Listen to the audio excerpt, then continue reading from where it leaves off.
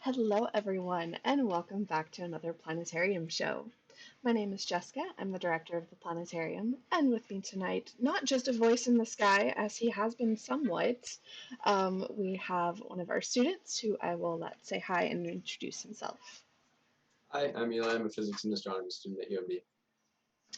So, tonight is another edition of Ask an Astronomer, where we are here to answer those burning questions that you have, astronomy related, or you know what, maybe not. Maybe not even astronomy related. We'll just kind of see how it goes. Um, so, if you have any questions, go ahead and put them down in the comments. Eli, do we have anything we want to chat about while we wait for those questions to come in? I know people probably want a perseverance update since I do those a lot.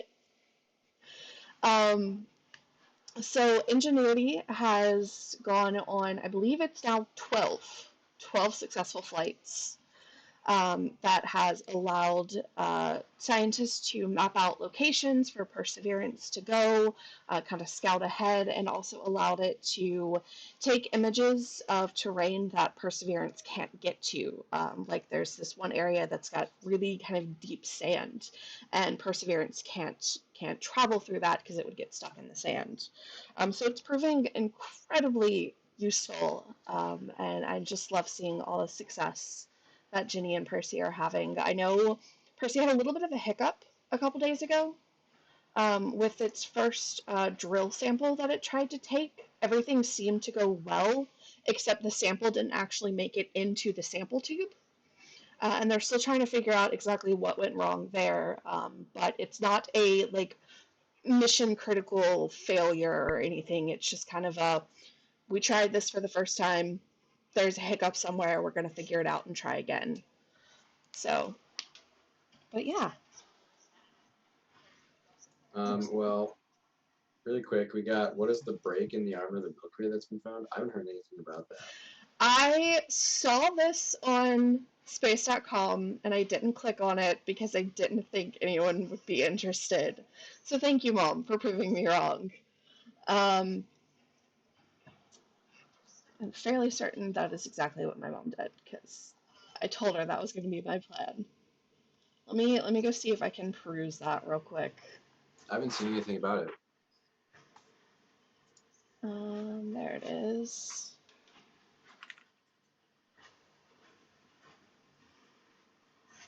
So there's like a splinter arm. Just quickly scanning, which isn't unheard of, especially with all of the small dwarf galaxies that we see going around the Milky Way. There's bound to be gravitational interactions that kind of tug on those spiral arms. Um, and my initial guess is that's what's kind of going on. You're seeing a remnant of a past interaction there.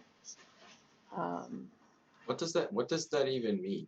Like break? Is there just like a pretty empty spot yeah, or so something? instead of being a full spiral, there's a section where you have almost like a splinter that kind of comes off the main spiral arm. Oh, weird. Okay. Yeah. Um, Hmm. And that's like new. It just came out within the last 2 months or something. Seems like it. Hmm. Cool. Full. 3,000 light year long splinter. Okay, so that's not super small. No. Whoa. It's got a lot of young stars, which again suggest a gravitational interaction.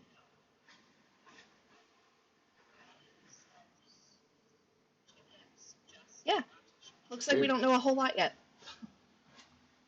Cool. But yeah. All right, we got another question. Osiris-Rex is on its way back to Earth. How fast is it traveling, and when and where is it expected to land back on Earth?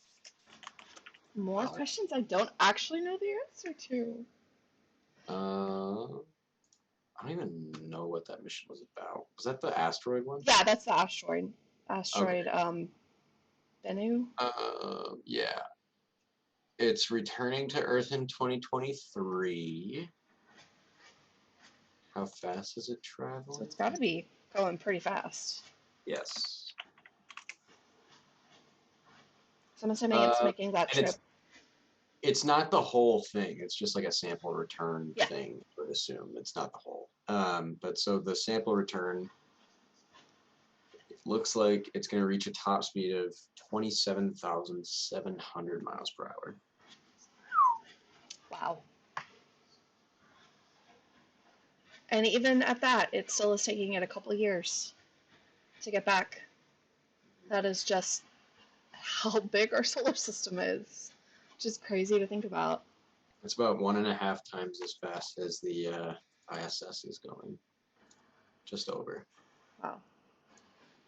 I'm excited for that. That sample collection was really cool. I loved seeing the actual video of it like touching Yeah. down and grabbing Like and then bouncing shadow. off. Oh, it was That was so cool. That was really cool. Yeah, As far as other things to talk about, we could talk about space billionaires. we could. I learned something new today, actually, thanks to Bob King. About space billionaires or just in Not general? about space billionaires. No, about about the original definition of the blue moon. Oh yeah. Did you read that? I didn't read his article. I did see the preview for it, but yeah, once you. Okay, all right. So what most people know of for a blue moon is we brain work.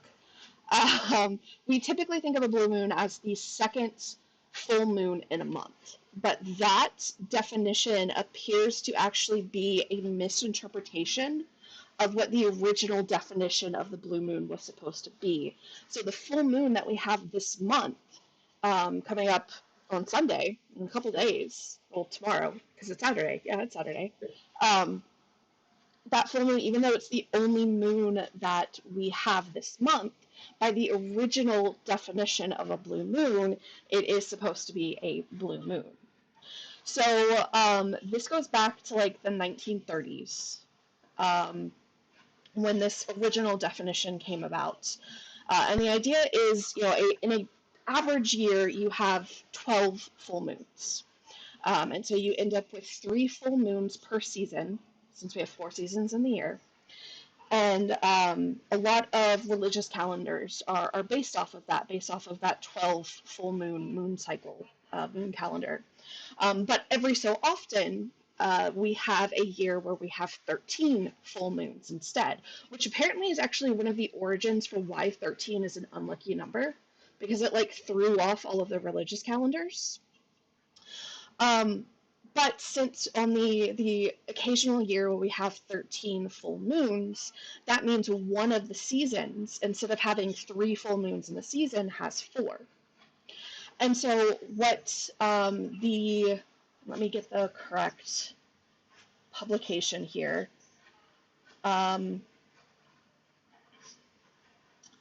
The Maine Farmer's Almanac, which is not the Farmer's Almanac as you know, this is no longer in publication.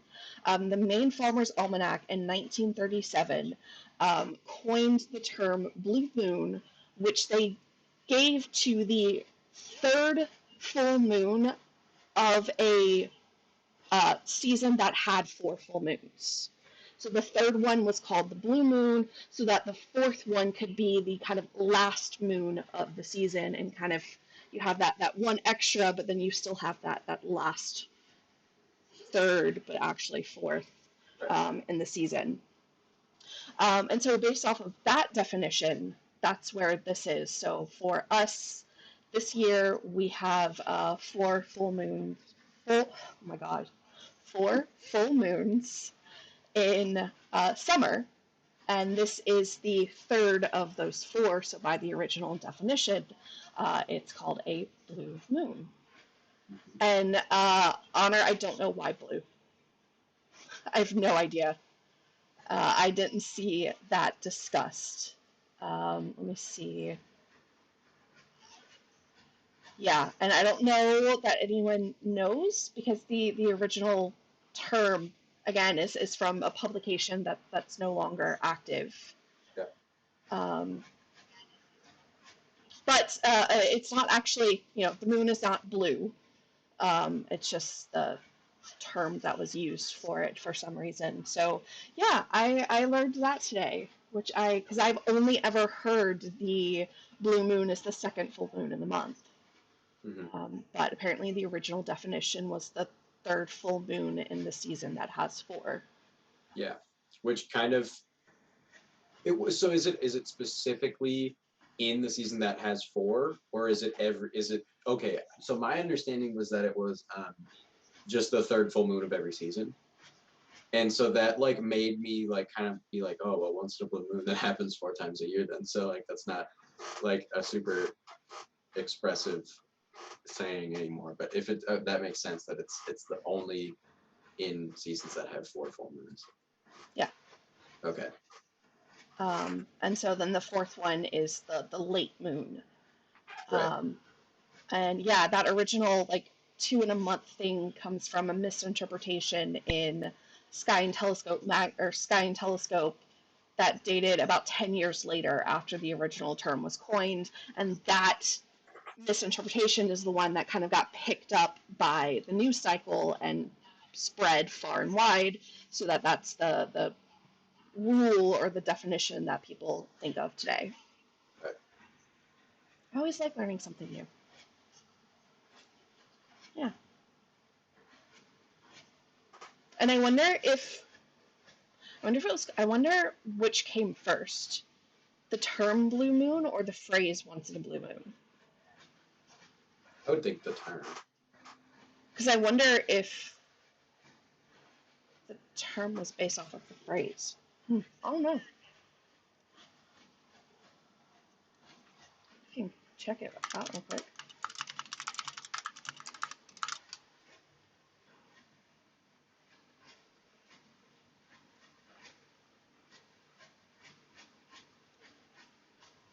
I like learning new stuff.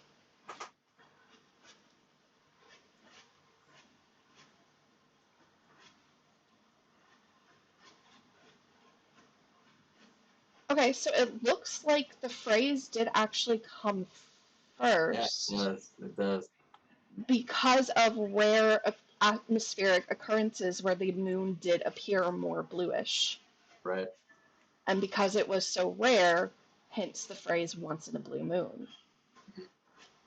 So that might be then why he picked the term blue moon and why blue, because it was originally based off of a very, very rare atmospheric condition where the moon does appear more bluish. Mm-hmm. That's really cool.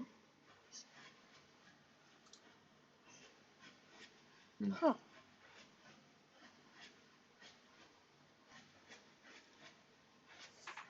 Cool. Awesome. Well, yeah.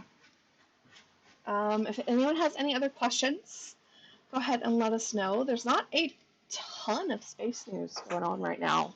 Mm-hmm. I know China's they've got their astronauts in their space station that they just put up, who have done their second spacewalk at that space station, which is pretty awesome. But also there's a lot of debate going on whether we should all be cooperating. Right. That's maybe a bit too serious of a discussion to get into right now. Yep. The geopolitics. Yeah. Yeah. I mean, Bezos went up in his rocket. It looks like why am I forgetting the name? The SpaceX rocket that's supposed to Starship. Yeah, it looks like they're getting ready for another test of that soon. Yep, and that's going to be the 8th one? I'm not sure, but I know like for some reason they're jumping straight to wanting to do an orbital test. Yeah. Even though they haven't quite got the re-entry and landing. Nope.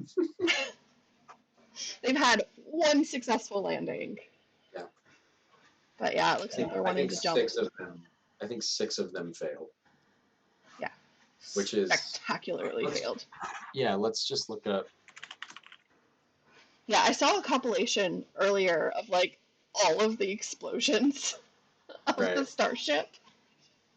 That's pretty good. So just for context, how many here, let's look up.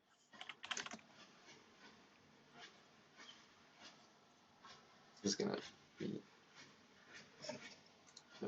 really scary. Okay, so 4 starships have failed. And starships themselves cost about $216 million. So that plus the launch costs means about $1 billion in starships. Yep.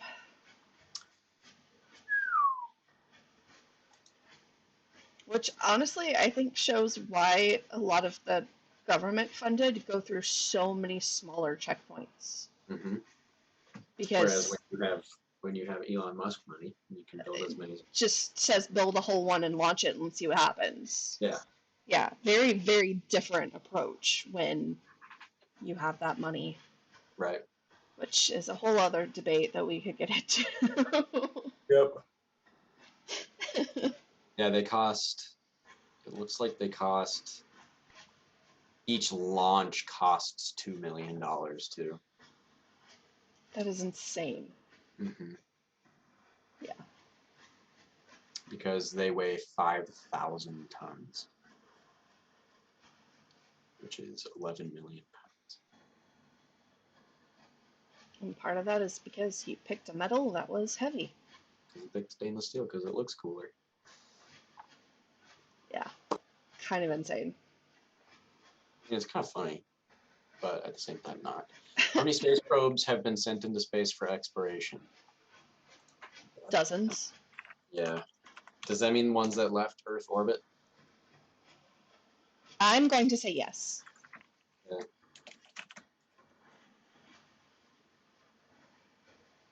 There are 15 currently operational. Which doesn't include the dozens and dozens that aren't. Are not operational. Mom with the difficult questions. Yeah, there have been a lot. I mean, Venera itself had 14 or 15. Yep. Nope, 17. They had 17. Then there are all the Luna missions. Yeah, I would say Mariner.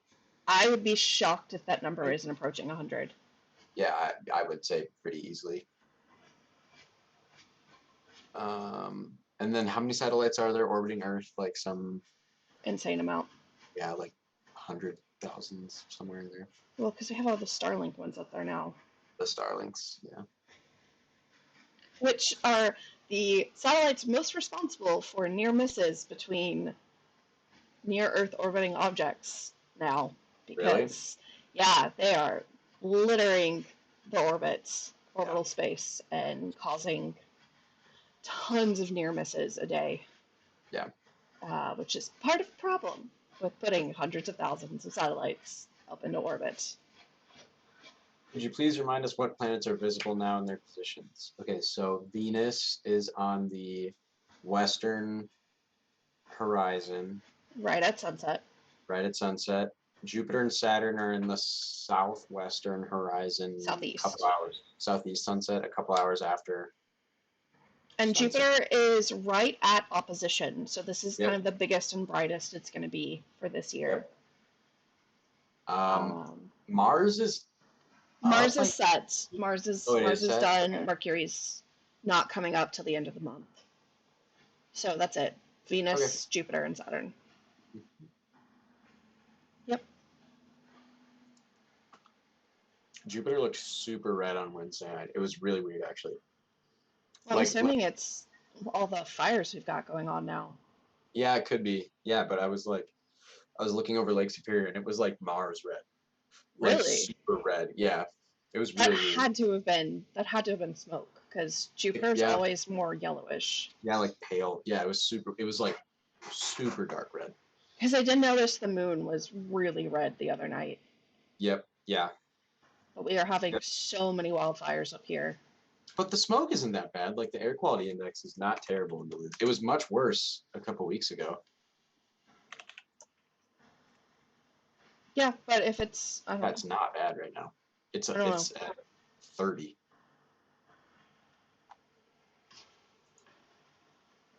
Who knows? But yeah, it was super. Also, the sunsets have been looking really cool lately, which is sad. Yeah. That's another thing we can talk about. Not exactly astronomy related, but oh, those forest fires are really a bummer.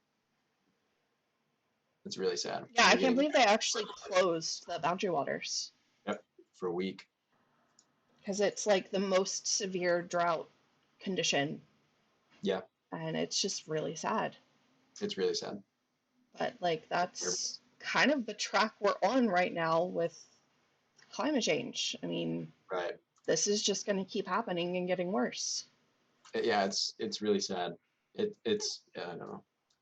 Like that's such a special area up there too. Like Superior National Forest is such a like not many places have something like that, and so it's terrible, really sad. Yeah, yeah. And it doesn't look like it's going to get any better, really. I mean, it's only going to get drier and hotter in the coming days. So. Yep. And I remember I heard something about a fire moving like 7 miles in a day or something like that. Some Oh, is that the? ridiculous. Oh, what's? Yeah, there's one. Why am I forgetting where it's at? 7 miles in a day.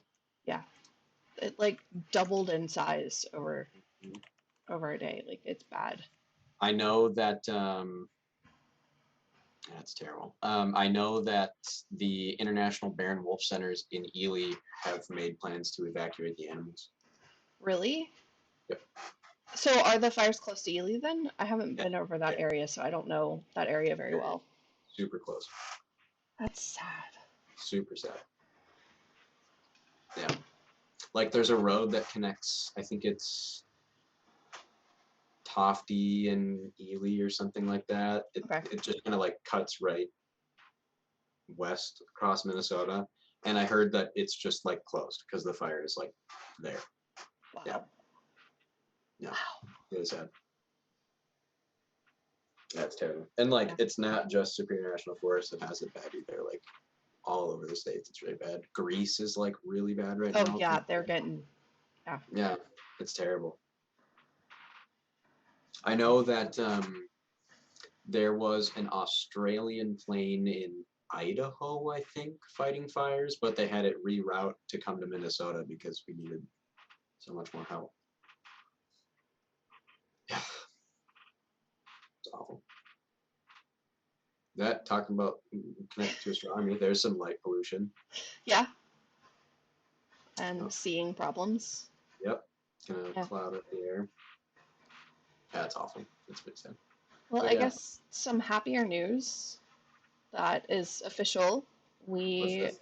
are getting our new computer digital Oh system yeah, for the yep. Planetarium, Hmm. which is one of the things that like we've been holding off on opening for any public stuff other than the private shows until we could Yep. get our new system in, and that's is officially happening, which we're very excited for. Yeah.